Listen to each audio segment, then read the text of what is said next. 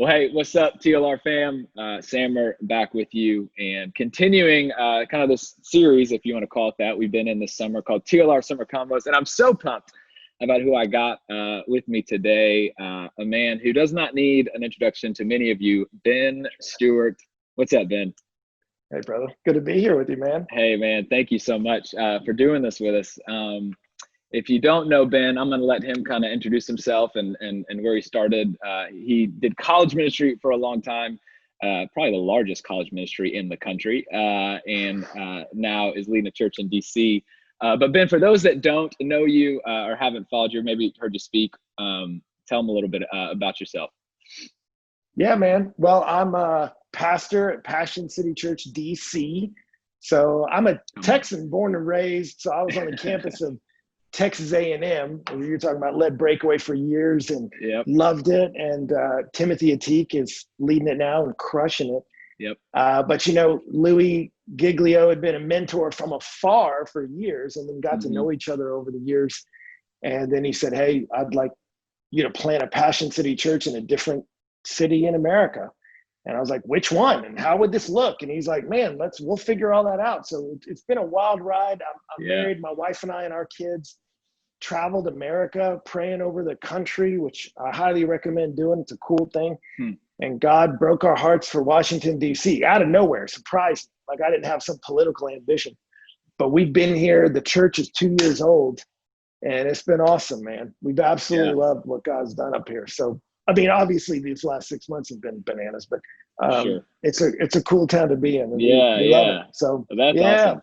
That's cool. Well, for those of y'all watching too, when you have the voices that you guys, you're in college. When I was in college, which wasn't crazy long ago, but Ben was one of the guys that I listened to. And before you were with Passion on staff, I heard you speak at Passion, heard you speak at Breakaway, whatever. And so personally, man, I was just telling him before we jumped on the call, this is just a cool moment for me to get to sit down and talk to a guy that's influenced my faith, and now kind of get to be a little bit of a gateway to have some conversation that hopefully will encourage and challenge you guys as you want to grow in faith, seek after Jesus, all that good stuff. So, and Ben, I don't know, maybe our students wonder, do pastors listen to other pastors? Yes. And Ben is one of the consistent guys that I'm always listening to. So I'm super pumped to have this conversation, and it's going to be a lot of fun. So thanks again, Ben.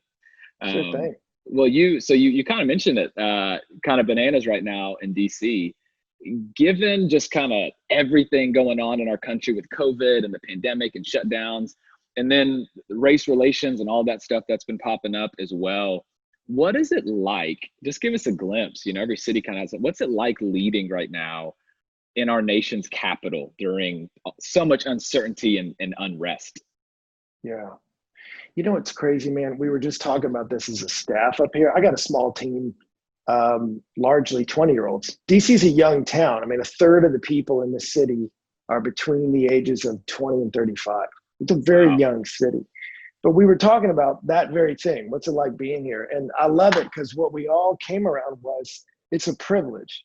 It's a privilege to be in this city right now. We joked about it as a staff. I told them, I was like, man, nobody wants to minister in boring days. You know what I mean? You don't want to be like, oh yeah, I was leading when those 400 years between the Old and New Testament were biblically not like a whole lot was going on. Like, you want to be in the middle of it. Like, when you're in the middle of it, you don't want to be like, man, this Red Sea, is it going to part or not? But you wanted to be there afterwards, and you look and you go, man, nobody wants coronavirus. People want peace, and I want peace in the world. I want health in the world.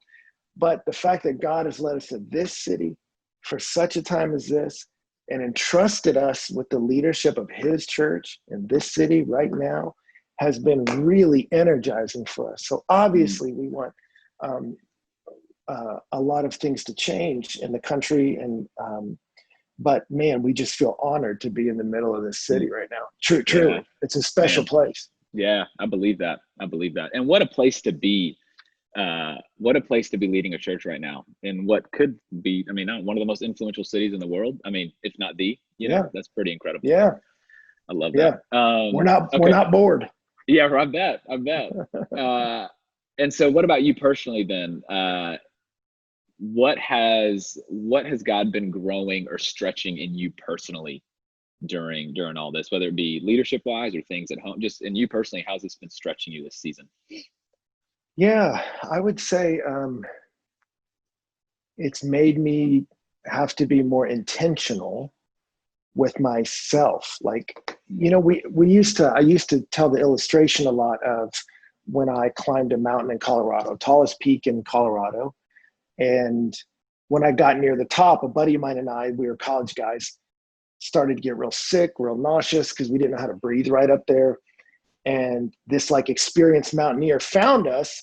And then he was like, I'm going to take y'all the rest of the way to the top. And I'll never forget what he told us. He said, hey, everything we're about to do, you do on the ground every single day.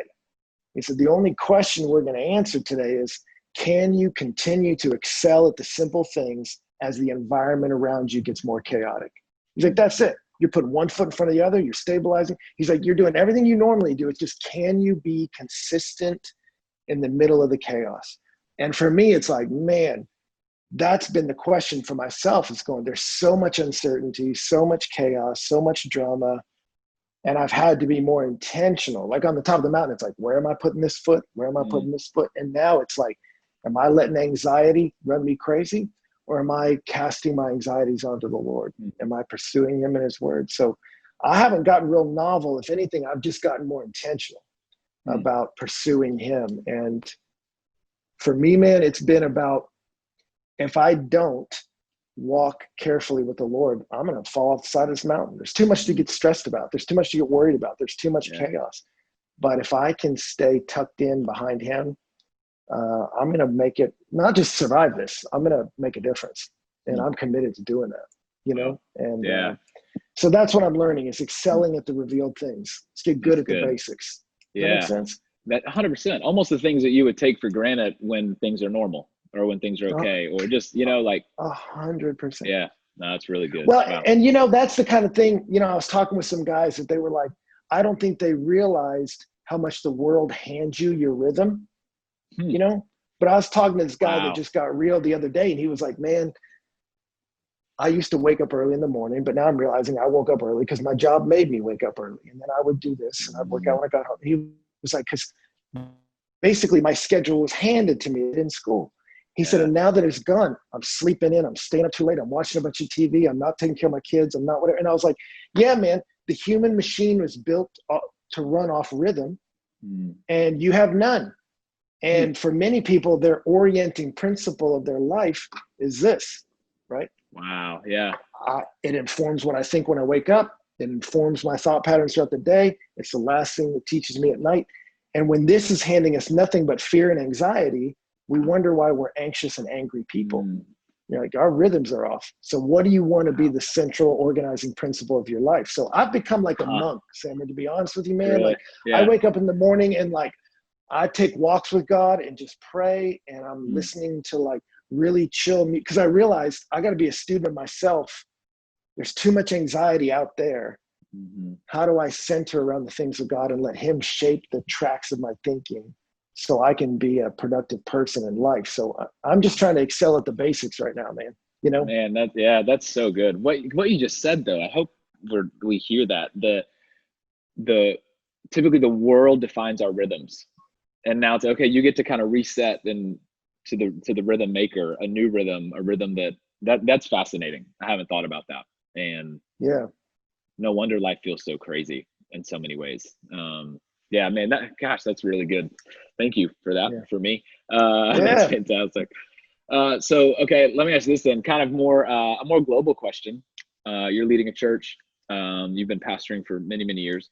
What do you think right now with so many churches not canceling, just closing doors and so many things, that decisions we have to make that are difficult decisions that, I don't envy leadership that are making some of these decisions. What do you think the church should be paying attention to right now? Yeah.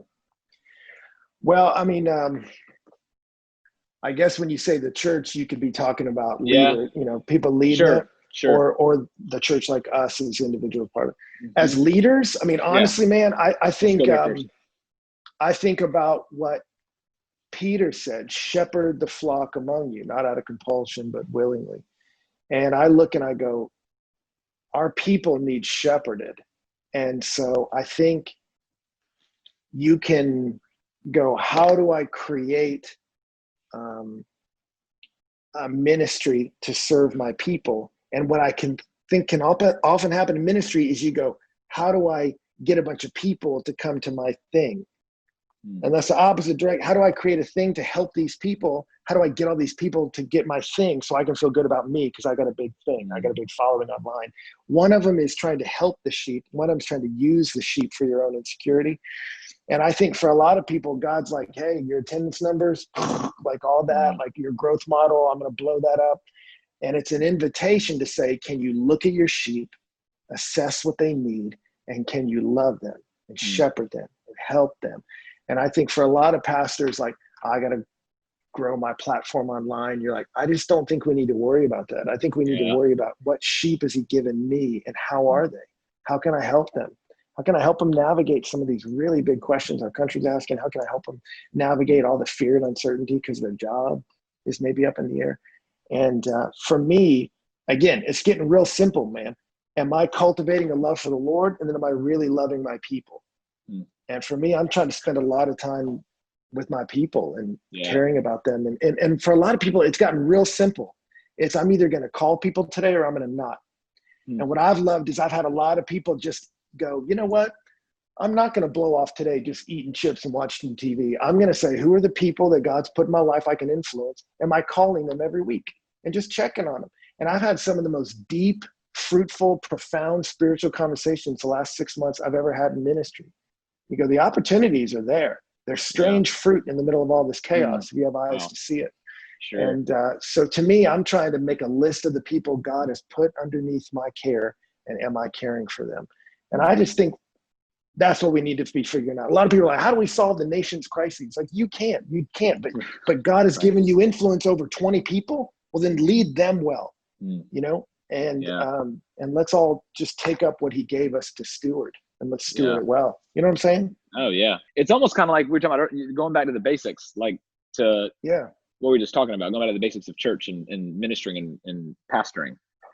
100%. Because we have the message for the moment, man. And that's the thing. Like, I remember talking with a friend years ago, and she was like, you know, when I was younger and like maybe a friend passed away tragically, she said, if I attended a funeral, I'd be sitting there going, dude, everything I cared about doesn't matter. I was caring about like who thought I was cool, how many people knew me. And she's like, I realized my life was absorbed with frivolous, meaningless, shallow things. The weight of life and death made everything she cared about seem hollow and shallow. And she said, but now, and she's not that old, she's maybe 30s, 40s, but she's in full-time ministry, just charging forward, building the kingdom. She was like, Ben, now, whenever I face death or tragedy, I look and I go, everything I'm doing has never been more important than it is right now. She said, I actually had the exact opposite experience of going like, what I'm doing is the absolute most important thing.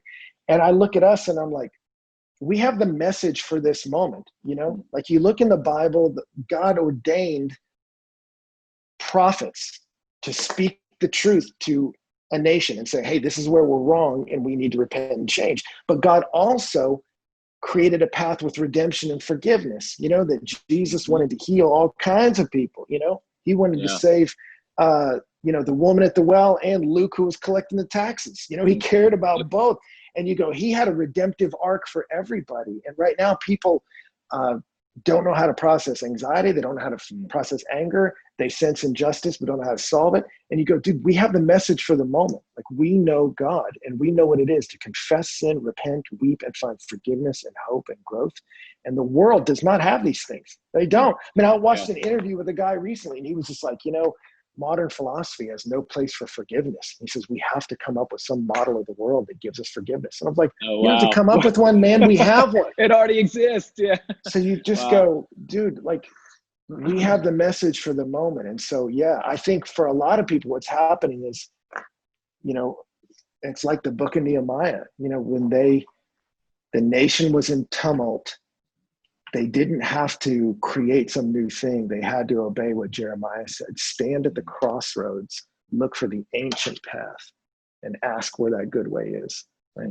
And you'll find rest for your souls. And I think we have a lot of young people that are like, this phone is not giving me rest. All my popularity has not given me rest. All this messaging has given me fear.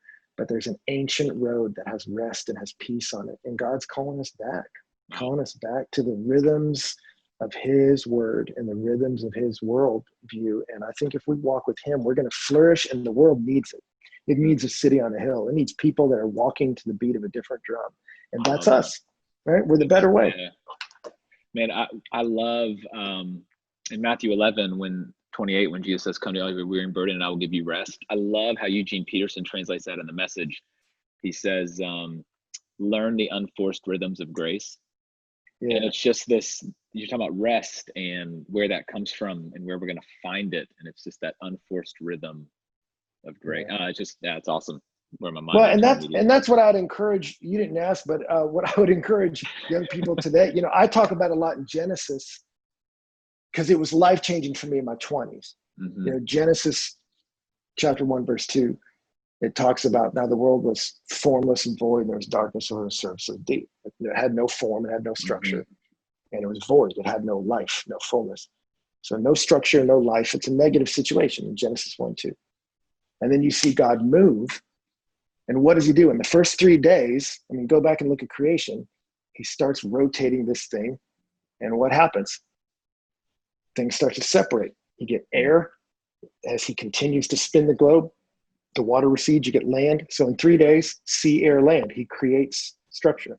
Mm. And then the next 3 days, he rhythmically fills that structure, fills the air with birds, sea with fish, the land with animals and humanity. So he solves formlessness, and then he solves fullness. Structure, not stifling structure, but structure for the sake of life. Sure. And then he tells Adam, cultivate, do that. Build some structure. That's what cultivating is. It's like gardening. Cultivate so that life can be maximally fruitful. And that's what I'd encourage young people listening to this, going like, hey, coronavirus upset all your rhythms. You have so much uncertainty. You can either let life hand you your rhythm, or you can be intentional and go, what are the structures that allow me to flourish under God? Wow, that's good. And like Paul told Timothy, be a student of yourself. Persevere in this, because you'll save both yourself and your hearers. Watch yourself. And so if I'm up late every night on TV, and I wake up late and stumble into today and instantly check email and get into my reactive mind, and I'm not creative and I'm not vibrant in the Lord, then my rhythm is not leading to human flourishing. Then change it. You're the master of your schedule. You're not the victim of it. God has called you to be the master of it. And so it was empowering for me to realize that. Yeah. My creation mandate is to create a structure where all human life can flourish. And so I'm constantly evaluating my structure. Constantly evaluating. I'm going like, so I was like listening to the news every morning when coronavirus is coming out. And then I realized I wake up every day anxious, and then I become angry. And I was like, then I'm skipping it. And I take walks with the Lord and purposefully don't check the news. And I come back home and I'm creative. I'm writing all these prayers out and I'm praying over all these people. And then I check the news, but I'm in the right space. Wow. I'm more patient with my kids. I'm nicer to my wife. And I'm like, this was a good structural change. Yeah. So I'm not a victim to the schedule. That's so good. And I think if we can all feel that way, it's really empowering. You're not helpless. Yeah. You're either just going to get handed a rhythm that's going to stress you out, or you're going to create a rhythm that's going to lead to flourishing. And you're called to do the latter, not the former. You know? And what I love about what you just said, even, you didn't say I'm never watching the news again. Although if anyone wanted to, that's fine, whatever. But you just restructured it. You move some things around so that the first thing, where you start your day first, is this thing that sets you up for the rest of it. You just move things around, which is like, man, sometimes it can be that simple, getting yourself to the right place first. And the shame-based evaluation of your life. That was one of the things my first boss taught me when I was in my 20s. He said, every 6 months, I evaluate my schedule and see, is it the most efficient way to be who God's called me to be in this world? And if it's not, change it. You're not a victim to your schedule. But most people can tell you what they do. They can't tell you why they do what they do. And what I'm advocating is assessing your life and your rhythms for the sake of flourishing, to be all you're meant to be under God. What do I want to be true of me? Then what will I do to make sure that my schedule is creating that? That's so good. But I've had to be more intentional about it in coronavirus, because things are crazy. Yeah. Well, I mean, you kind of answered the next question I wanted to ask, and I don't know if there's anything you would add to it, but I wanted to ask you, for the college student, or anybody for that matter, for the churchgoer, for the adult, that is going to be tempted to check out from church, you know, whatever that looks like for your context right now, or even to grow apathetic in your faith, or in your almost using I can't go to church as an excuse to not continue to try to feed and grow my relationship with Jesus? How would you challenge and inspire them during the season? And I feel like you just did. I want to give you a chance if there's anything else you would add into that, but I could imagine you're seeing that in some people, or maybe even feeling that. Yeah, I just think, you know, Jesus told that parable of the talents, you know, and like he's letting you know, like I gave you certain talents and abilities. Why? So you would invest them for the sake of flourishing in the world. And I'll hold you accountable for that. And I don't want anyone to look at this season where you go, so many people are reaching out spiritually, asking questions, looking for answers, searching for hope. And if you decided, yeah, God was doing that and so much was moving, but I just checked out, man, and just watched TV. Wow. You're like, what are you doing? Like, who wants to live that life? Like, be the hero you want to be, man. And I would just tell people, don't back up, go forward. You know, it's interesting. There's an old book, The Art of War by Sun Tzu, you know. It's an old book about warfare, you know, and I thought it'd be like about sword fighting, whatever. But he's talking about the best fights are the ones you don't have to fight. So he was like, before you ever show up at the battlefield, he said, the way to get an enemy is you send spies to deceive them, and you send enticements to get them caught up in lust and pride in their ego, so they never show up at the fight. You get them so twisted up, anxious, lied to, deceived, and lustful back in their castle, they'll never ride out onto the battlefield. And I think for a lot of us, that's what the enemy's done. A lot of us are at home right now with nothing but our screens, and we're addicted to some really unhealthy things. And we know that. We know excess social media leads to anxiety and lack of happiness. We know pornography is toxic and steals your ability to have meaningful conversation. Like, the data is in on all that. Yeah. But the enemy knows you're not going to make a difference. You're not going to help change the world. You're not going to change people's lives. If I can just get you twisted up, you'll never show up at the battlefield. And I just want the people that are like, I'll sit this out. Like, we're all going to walk out of the season. And I think all of us have the opportunity to walk out of it stronger or weaker. And what I'm praying for is that we have a community that in the middle of tumult, we look like the Daniels in the Old Testament, or the Nehemiahs that said, I showed up on a difficult day and I cared and I made a difference. And the Lord is looking, right? He's ranging throughout the whole earth to see people whose hearts are his, to strongly support them. Yeah. And I'm like, man, we have neighbors that are asking us about the Bible that have never done that before. Like, there's such a unique moment to grow and to make a difference spiritually if you're willing. So I would tell people, this isn't the time to back up. It's time to go forward. Yeah. Prioritize community with an intentionality you never did before. Prioritize the word of God with an intentionality you never had before.